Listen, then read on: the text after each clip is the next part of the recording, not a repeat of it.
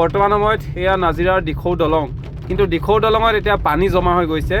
দিখৌ দলঙৰ পানী জমা এইটো কাৰণে হৈছে বহুদিন ধূলি হৈ গ'ল আৰু এইফালে যিখিনি পানী ওলাই যাব লাগে ইয়াতো হয়তো জাম হৈ গ'ল আৰু সেয়ে বৰ্তমান সময়ত দিখৌ দলংখনো ওপৰত পানী হৈ গৈছে ধাৰাসাৰ বৰষুণ দিয়াৰ ফলত। আৰু বৰ্তমান সময়ত বৰষুণৰ যি প্ৰয়োজন, আচলতে ৰাজ্যবাসীক বৰষুণৰ প্ৰয়োজন হৈ আছিলে, বহুদিন বৰষুণ দিয়া নাছিলে, তাৰ ফলশ্ৰুতিত যথেষ্ট ধূলি হৈছিলে আৰু বৰষুণ দিয়াৰ লগে লগে নগৰ চহৰ গাঁওসমূহ সকলো পৰিষ্কাৰ কৰি লৈ গৈছে। আৰু এই পৰিৱেশ বৰ্তমান সময়ত চাওক, নাজিৰাৰ দেখাইছোঁ।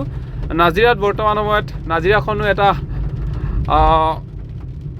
বেলেগ হৈ পৰিছে। আৰু কিন্তু যেতিয়া ধাৰাসাৰ বৰষুণ দিনটোত দিয়ে তেতিয়া কিন্তু প্ৰতিদিনেই মানুহে যিহেতু কৰ্তব্যত ব্যস্ত হৈ থাকে, বিভিন্ন ধৰণৰ কৰ্তব্য সম্পাদন কৰে, এই কামবোৰ কৰোঁতে কিন্তু যথেষ্ট অসুবিধাৰ সন্মুখীন হয়। তাৰ মাজতেই যি কি নহওক, বৰষুণৰ বাবেই পুনৰ নগৰ চহৰবোৰ এক নতুনত্ব পাইছে। আৰু বৰ্তমান সময়ত এয়া নাজিৰাৰ পৰিৱেশ। নাজিৰাত বৰ্তমান সময়ত বৰষুণে ৰাতিপুৱাৰ পৰাই বৰষুণ দি আছে বুলি ক'লেও ভুল কোৱা নহয়।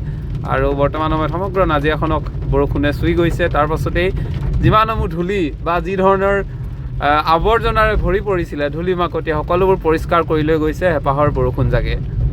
আৰু আপোনাৰ অঞ্চলতো বৰষুণ দিছে, কেনে লাগিছে অনুভৱ জনাব বুলি আশা কৰিলোঁ।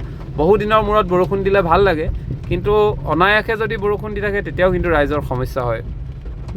এয়া বৰ্তমান নাজিৰা নগৰৰ পৰিৱেশ। সম্পূৰ্ণৰূপে নগৰখন পৰিষ্কাৰ কৰি পেলালে এজাক বৰষুণে।